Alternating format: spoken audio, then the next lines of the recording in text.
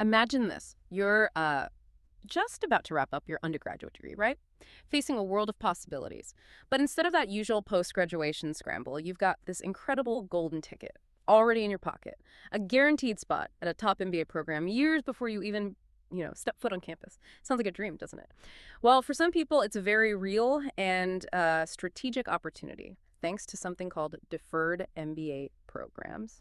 So today we're doing a deep dive into these unique pathways offered by some of the world's top business schools. Our mission to really understand what they are, who they're designed for, what the application process looks like, and importantly, what huge benefits you can get way beyond just that future MBA seat. We'll be looking at insights from programs like Berkeley Haas, Columbia, HBS 2+2, Kellogg, MIT Sloan, Stanford, UVA Darden, Emory Goizueta, and Yale. For you, the curious learner, think of this as your shortcut. A way to strategically plan your career, get invaluable experience, and lock down a spot in a top-tier MBA program, all while you're still in college, or maybe a direct entry grad program. Yeah, it really is about giving your early career both confidence and real intention. Okay, so let's unpack this. What exactly are these deferred MBA programs? What's the core concept? Right. So at their core, these programs let undergrad seniors, or maybe those in their final year, of a direct entry grad program. And that means you went straight from undergrad to a master's, no real full-time work experience in between. They let you apply and get conditional admission to an MBA program. But the key part, the deferral, means once you're admitted, you usually postpone starting for, say, 2 to 5 years, and that period. It's specifically for getting professional experience before you actually begin the MBA itself. That's a really powerful idea. It's kind of like putting a down payment on your future education. Right. You get that peace of mind while you're still out there building up your real-world chops. Exactly. And that certainty, that peace of mind, it's one of the biggest benefits. Like Madeline Tamares, a deferred admit from Columbia, she put it really well. Having that admission locked in lets you explore what drives you. It gives you the freedom, to choose when the time is actually right to start the MBA.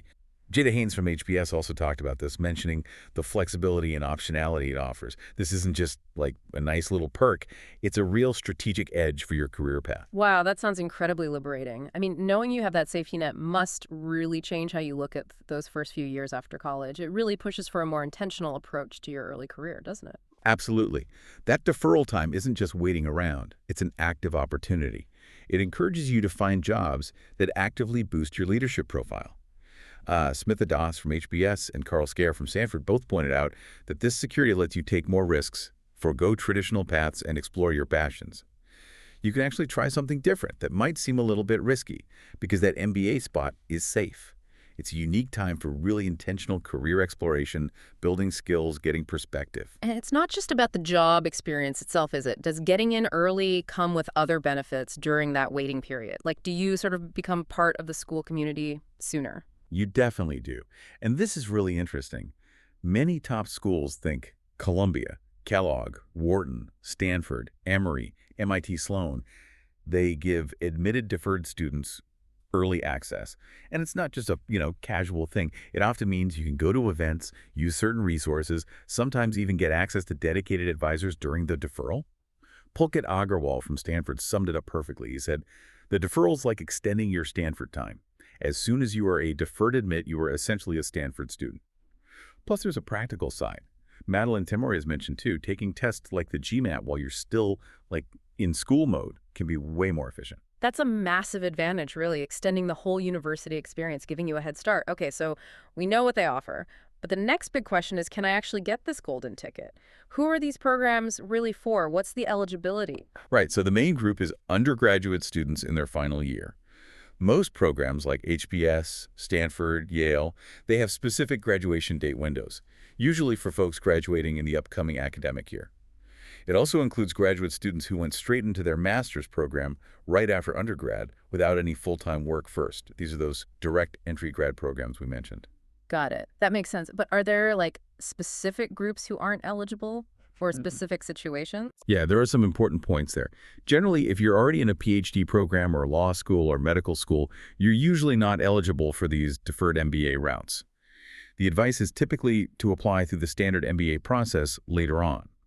Now, Yale Silver Scholars is a bit different. It has some unique rules for med students or military service over 2 years, but that's kind of an outlier.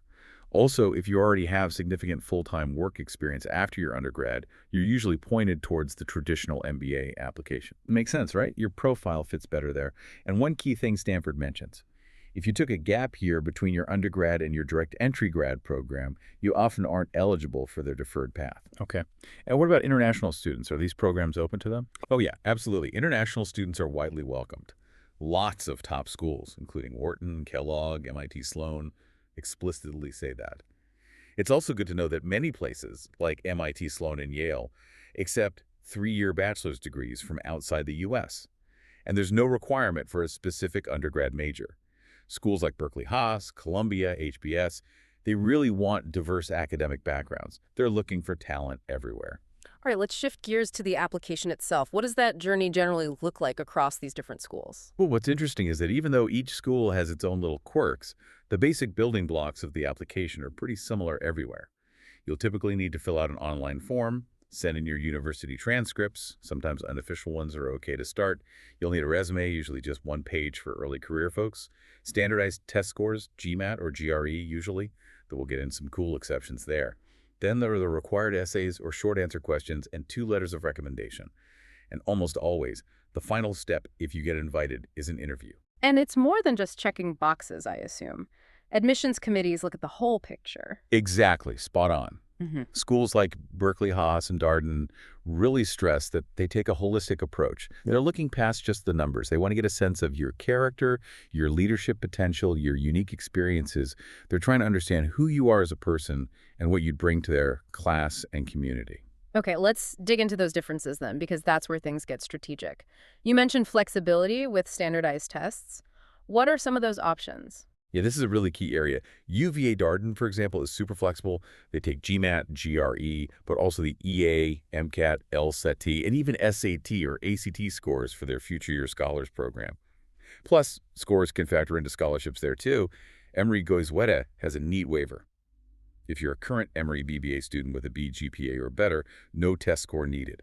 Other Emory undergrads can ask for a waiver. Kellogg makes the GMAT GRE optional for Northwestern undergrads. And MIT Sloan. If you're an MIT senior with a 4.2 GPA or higher, you can apply test-free. They also have a general waiver request process. I mean, what this really shows is schools trying to attract diverse talent and maybe lower some traditional barriers. That's fantastic for students, definitely. Seems like a real move to open things up. What about application fees? Any breaks there? Definitely some breaks. Kellogg, MIT Sloan, and UVA Darden actually have no application fee for the deferred programs, which is great. Columbia also waives the fee if you're a currently enrolled undergrad or an eligible grad student. And others, like Stanford and Wharton, offer a reduced fee of $100 for deferred applicants, still way less than the standard MBA fee. Okay, so beyond tests and fees, you've got the essays and interviews. That's where you really tell your story, right? What are schools like Columbia, Darden, MIT, Wharton, Emory looking for there? Yeah, this is your chance to be authentic. Columbia asks for a super short answer, like 50 characters, on your professional plans, plus essays on why you need the MBA for your long-term goals, why Columbia, and about a time you contributed to a community.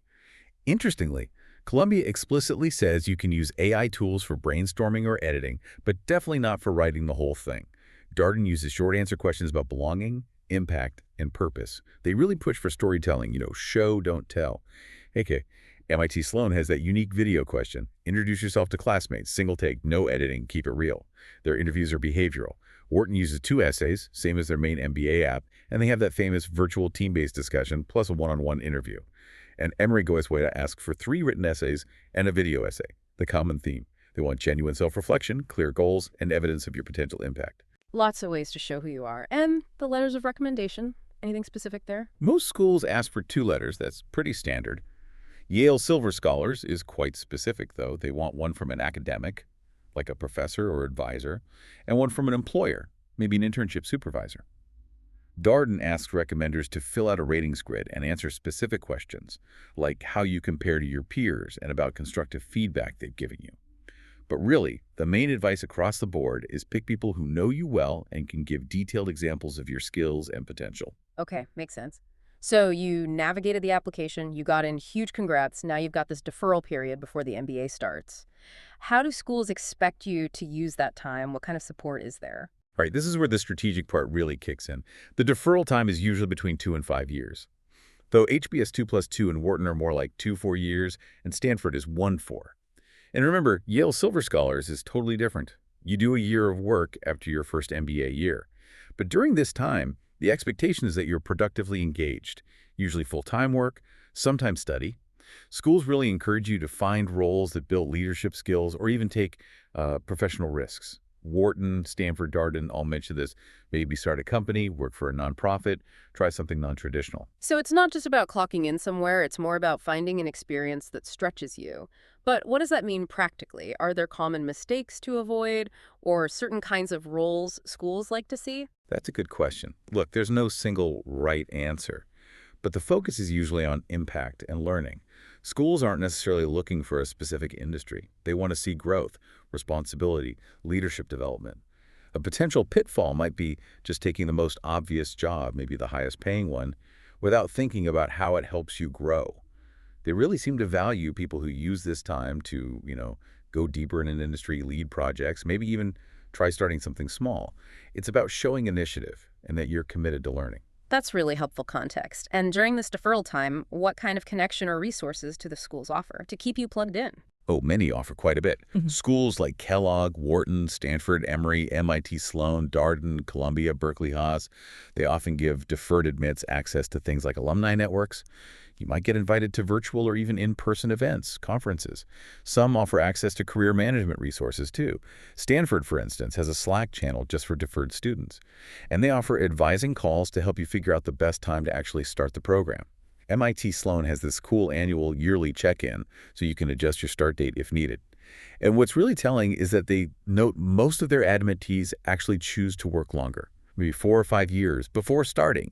They really use that flexibility. Interesting. Shows that flexibility is genuinely valued and used. Okay, what about the strings attached? The conditional admission, any money involved, like deposits? Right, the admission is nearly always conditional. You have to stick to certain terms, keep up your academic performance if you're still studying, maintain professional conduct, that kind of thing. Berkeley Haas mentions this specifically. And yes, deposits are common. They're usually non-refundable. The amounts vary, but you typically pay something each year you defer, and that money usually gets applied to your tuition later on. So Stanford needs an initial $1,000, then another $1,000 the year you start, but no fees in between. MIT Sloan asks for $750 initially, then $750 each year after. Columbia and Kellogg are similar, $500 initially, then $500 each year to continue the deferral. Darden also asks for $500 annually. Wharton splits it, do $1,000 up front, owe $1,000 when you finally enroll. So it's not like a massive financial burden usually, but it's definitely something to be aware of and budget for. Okay. So while these programs share that core idea, some have really unique twists or structures. Can you highlight a few of those? Definitely. The Yale Silver Scholars Program, like we touched on, is super unique. It flips the usual model completely. You do your first MBA year right after college. Then you defer for 1 or more years to get full-time work experience. And then you come back for your second year of electives. It's really designed for an accelerated career launch, weaving the work experience right into the middle. Wow, that's a totally different rhythm. What about Harvard's 2+2 program? The name itself sounds kind of different. Yeah, the HBS 2+2 program is specifically trying to build a bridge for really talented college students who might be on career tracks that don't typically lead straight to business school. So they're actively looking for applicants from diverse backgrounds, maybe lower socioeconomic backgrounds, first-generation college students, or those planning to work in industries or roles that aren't the usual feeders, like operating companies, startups, or really technical fields like engineering or science. The 2+2 is sort of a guideline, roughly 2 years of work experience, then the 2-year MBA. It's about broadening who applies and the perspectives in the classroom. Interesting focus. And do other schools offer unique choices within their programs for when you're ready to actually start? They do. Columbia Business School offers great flexibility there. You can choose to start in January for a 16-month program or in August for the traditional 20-month one. That can be really helpful for timing things personally or professionally. Emory Goizueta also gives you options when you're ready to enroll. You can choose their 1-year, 2-year, or even their evening MBA program. And then there's the Wharton Moist Advanced Access Program. It's named after its donors, makes up about 10% of their MBA class. A big emphasis for them is really encouraging those deferred admits to take meaningful professional risks during that deferral time, to really use that period for potentially unconventional growth. Okay, so for anyone listening who's thinking, wow, this sounds like a great path for me, what are the first steps they should take? What's the proactive advice? First thing, check eligibility really carefully, like really read the details. Every program has specific graduation date windows, specific rules about work experience. Don't just assume. What works for one school might not for another. Second, reach out, connect with the admissions offices, send emails. Definitely attend the online info sessions and webinars the schools offer. They expect questions, they want to help you figure out if it's a good fit, and fundamentally it comes down to strategic planning. Really think about how a deferred program fits with your short-term work goals and your bigger, long-term career vision. That's great advice. Information and strategic thinking are key. So let's zoom out. What's the big takeaway here? How do these deferred programs really change the game for someone's early career? Well, connecting it all, I think a deferred MBA isn't just about getting into a top school early. It's really about fundamentally reshaping your entire post-college journey. It gives you this incredible freedom to explore, to take smart risks, to really focus on professional growth, all with the confidence that your future education is secured. It lets you turn those first few years after graduation, which can often feel uncertain, into a really intentional time for exploration and development. That's a really powerful way to think about it. Consider that, folks, how this kind of head start, this extended time being connected to the university community, Hmm. how it could empower you to chase opportunities you might otherwise hesitate on, really optimizing those early career years for learning and growth before you even start the MBA. Thanks so much for diving deep with us today.